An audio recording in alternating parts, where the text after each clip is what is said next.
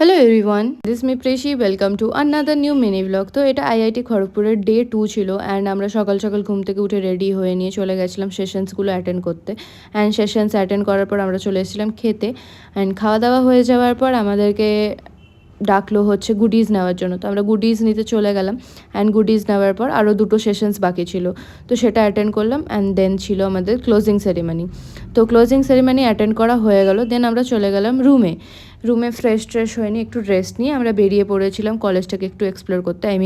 College তো প্রতিদিনই explore করছিলাম, বাট এই আইআইটির মেন বিল্ডিংটাতে আমাদের ঢোকা হয়নি। তো আমরা সেদিন সেখানে চলে গেলাম। আর ঢুকেই ছিল হচ্ছে সেন্ট্রাল লাইব্রেরি, বাট আমরা ভেতরে ঢুকিনি কারণ ওখানে অনেকজন পড়াশোনা করছিল।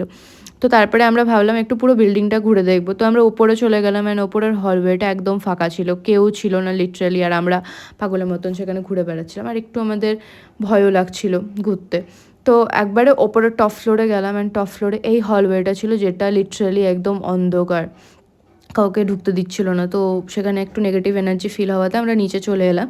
অ্যান্ড দেখতে দেখতে রাত হয়ে গেছিলো দেখে আমরা খেতে চলে গেলাম।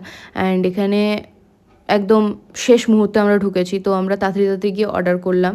আর বলেছিল যে বেশি দেরি করলে আর দেবে না খাবার। তো আমরা তাড়াতাড়ি অর্ডার করার পর খাওয়া দাওয়া করলাম। আর খেতে খেতে অনেক গল্প করলাম, যেহেতু এটা লাস্ট দিন ছিল। তো তারপরে আমরা চলে গেলাম একটা ঝিলের পাড়ে।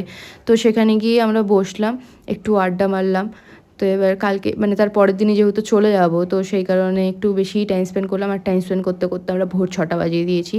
তো চলো, এই ছিল আমার আইআইটির গল্প। আবার দেখা হচ্ছে নেক্সট ব্লগে। Till then take care and bye by.